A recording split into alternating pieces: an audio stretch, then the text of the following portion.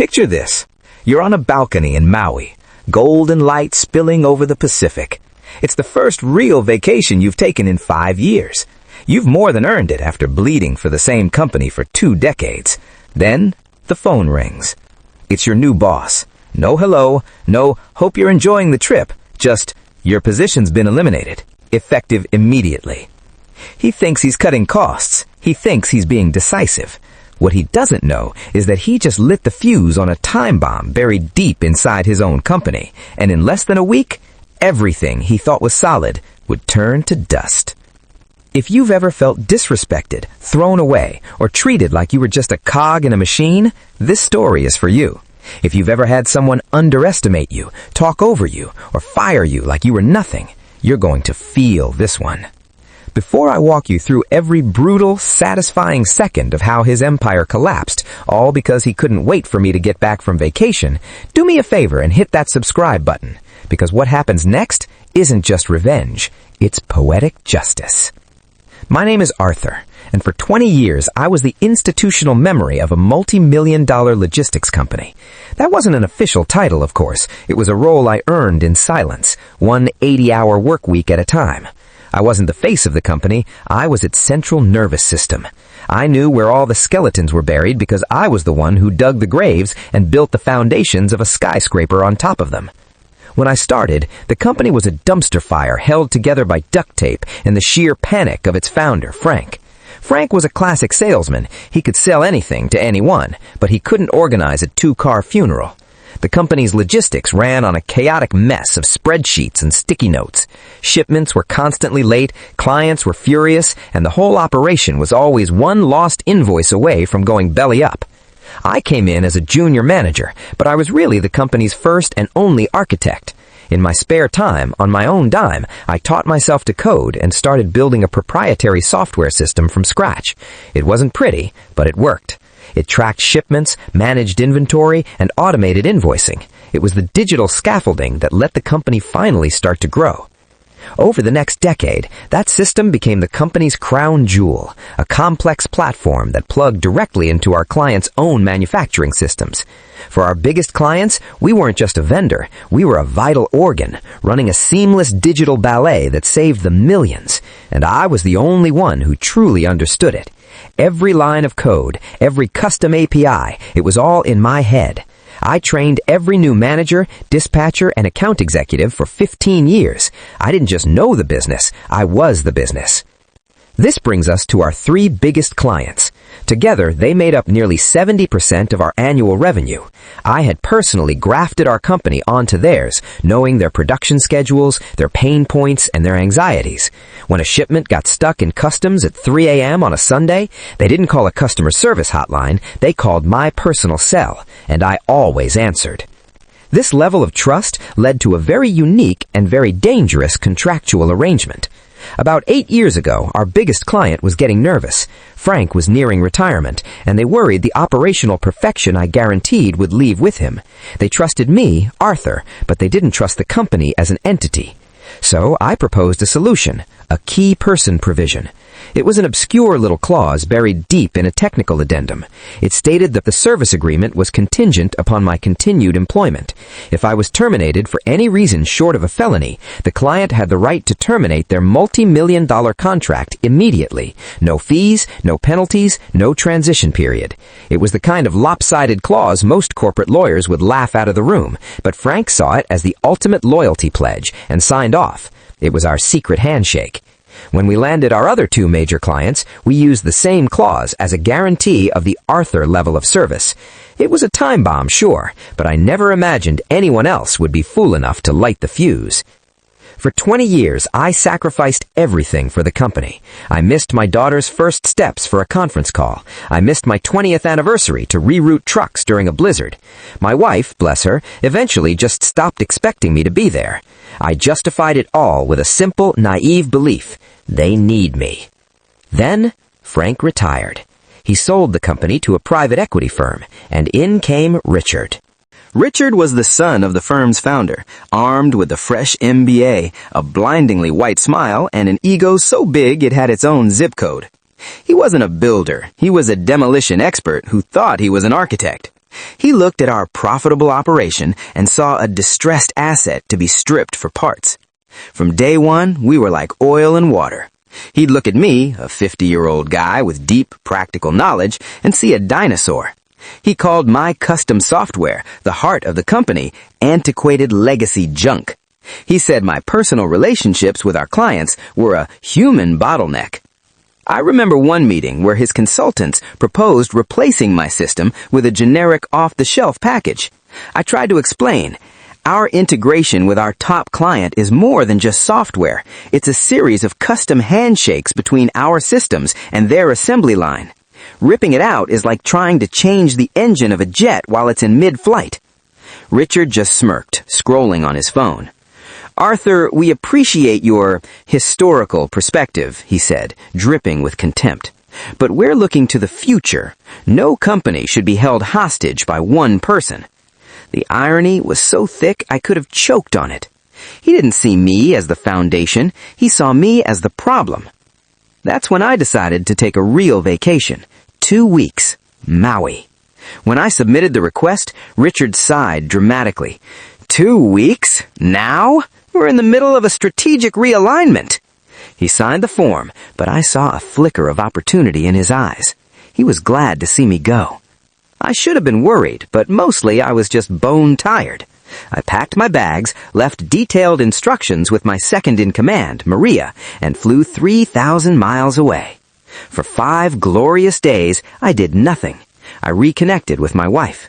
I felt the stress of decades melt away. Then, on the 6th day, the phone rang. It was Richard. "Arthur," he said, his voice sharp. "Listen, we're restructuring. Your position's been eliminated, effective immediately. HR will mail you the paperwork." Click. He hung up. 20 years gone in 23 seconds. I stood on that balcony, phone to my ear, looking out at the endless blue of the Pacific. I should have felt rage or panic. Instead, I felt a strange, chilling calm, the quiet hum of a machine beginning its work.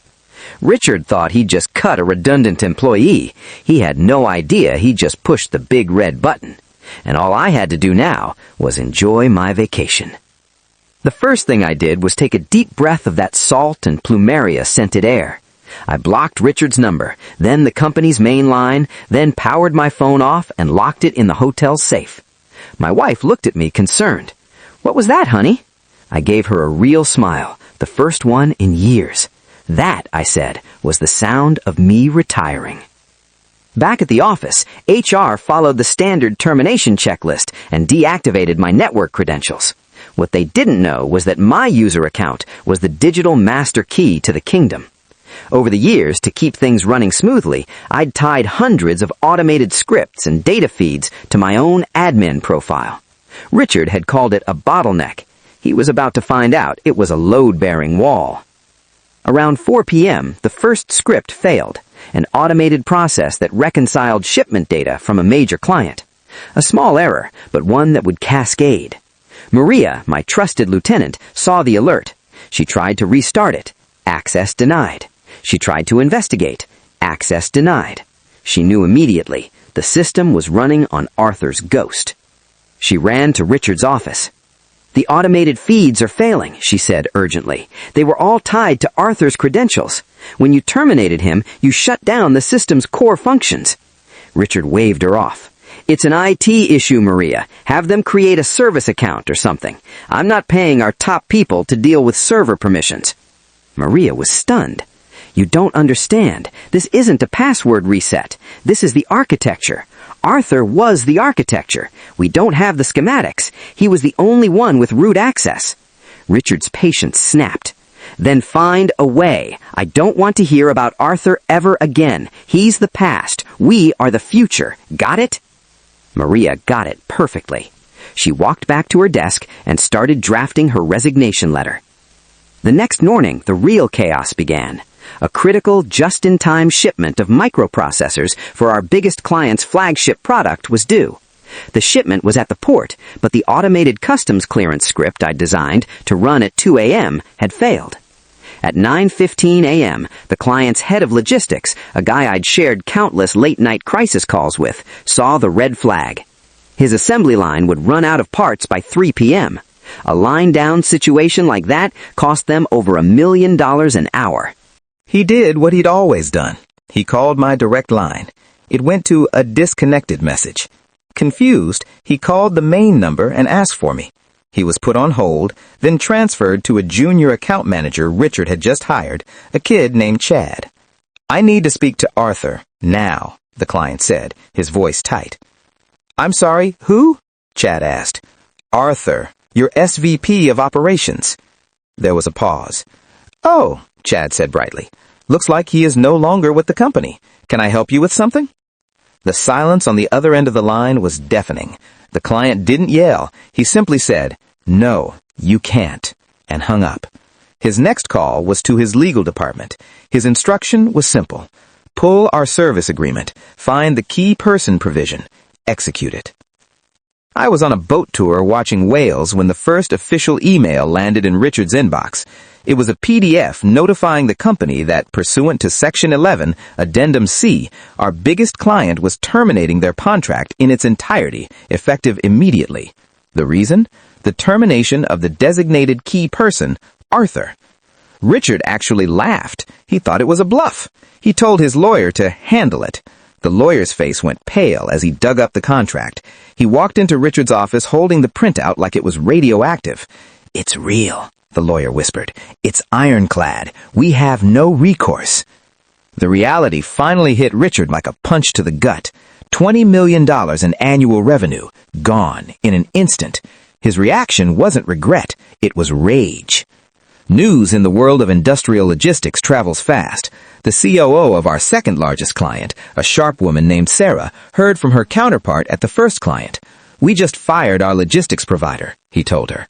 "Sterling?" Sarah asked, shocked. "Why?" "They fired Arthur," he replied. "Without him, it's just an empty building with a fancy logo." Sarah had my number saved in her phone as Logistics God. She decided to call it. On a beach in Maui, my personal phone buzzed. I answered. "Arthur," she said, "all business. I'm hearing rumors. Are you still with the company?" I was calm and polite. "No, Sarah, I'm no longer there. Richard is taking things in a new direction." I didn't have to say more. The fact that I was calm, that I sounded relieved, told her everything. The value wasn't in the company name, it was in me. "Thank you, Arthur," she said. "Enjoy your vacation." By lunchtime, the second termination notice hit Richard's desk. Another $25 million of annual revenue vanished. In less than 48 hours, Richard had successfully incinerated $45 million. The news swept through the office like wildfire. Panic set in.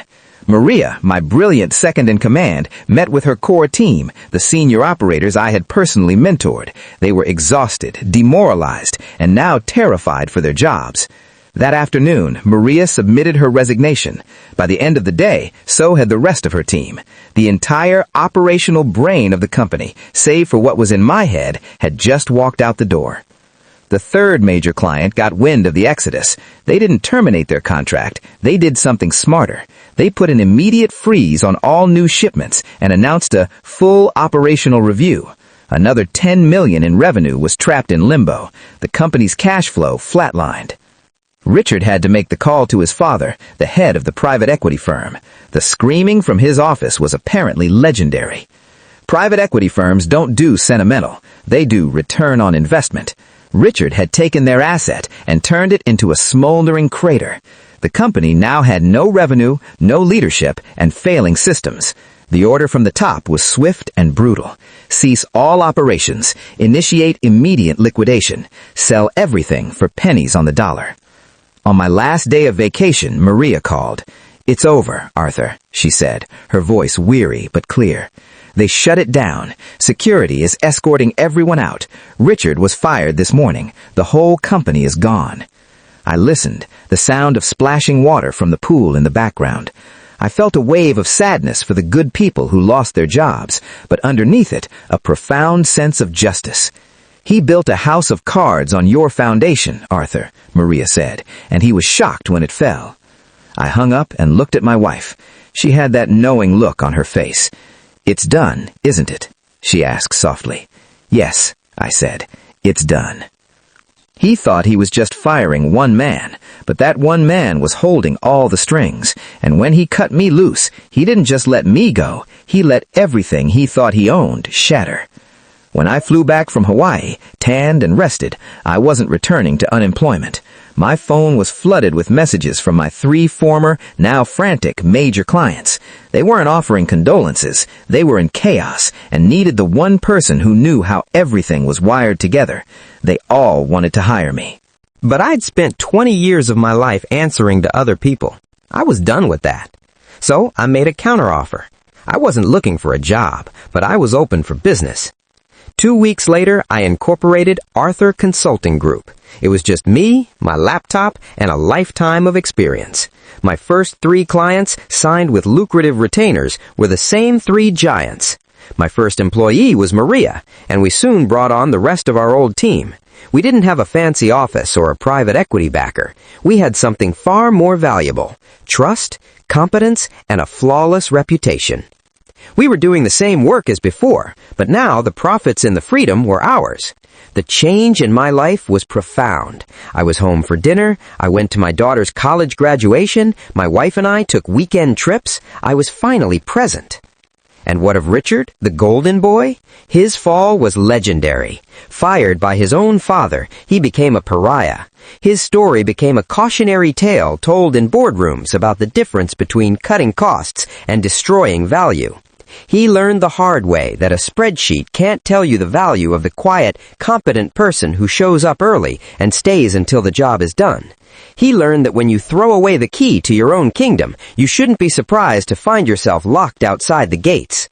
I never had to lift a finger to get my revenge. I just let go, and the rotten structure he was in charge of crumbled under the weight of his own arrogance. He proved a timeless lesson. Be careful which pillars you remove. You never know which one is holding up the entire roof. This story isn't just about revenge. It's about respect. It's a reminder that the most valuable people in any company are often the ones who just quietly carry the weight, day in and day out. Now I want to hear from you. Have you ever had a boss who was completely oblivious to what you really did? Have you ever been underestimated only for that person to regret it later? Share your stories in the comments below. I read every single one. And if you enjoyed this one, make sure to hit that like button and subscribe for more tales of justice served. Thanks for listening.